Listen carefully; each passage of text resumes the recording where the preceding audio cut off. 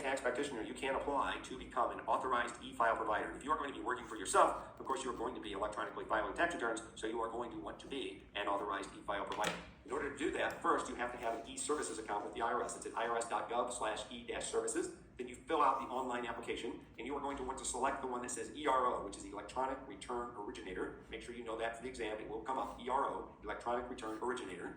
In order to get this, you're going to have to pass a suitability check, which may include a credit check, a tax compliance check, a criminal background check, and a check for any prior non-compliance with e-file requirements. The process to get approved can take up to 45 days. Once you are accepted, you will be issued an EFIN, that electronic filing identification number. Usually you are going to get one EFIN per firm, per location. So if it's just you, you'll have one EFIN. If you've got multiple offices, then each office will get its own separate EFIN. So that way, when a return is submitted, the IRS will know which location it came from.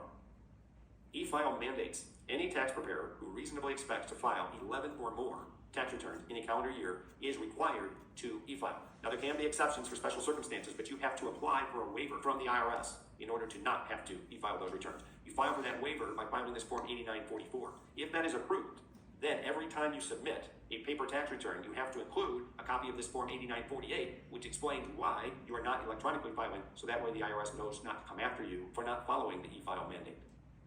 As we stated in Part 2, anyone who files 10 or more information returns, the W-2s, 1099s, must file them electronically. It used to be 250 or more, but starting with the 2023 tax year, it went down to 10, and that's total. So if you've got 3 W-2s and 7 1099s, that is 10 information returns. You must file them electronically. So the electronic return originator, what's it all about?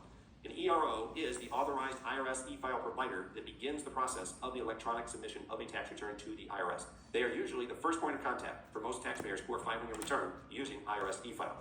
The ERO must begin the electronic submission of only returns that they either prepared themselves or collected from a taxpayer or from another provider. So usually, you're just going to be e-filing returns that you prepared.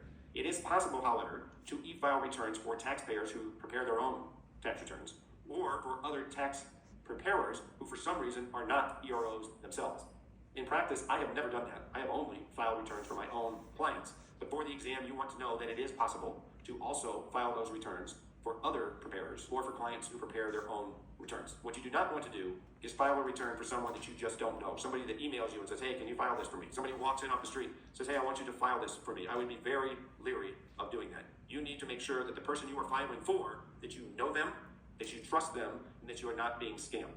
So that's why I say, as a practical matter, you're probably never going to do this. It's not something you're really going to want to get involved in. Before the exam, just know that it is possible to do it. And remember, being an ERO is a separate and distinct function from being a preparer, even though many firms are both. But that's why it's important to understand, why could I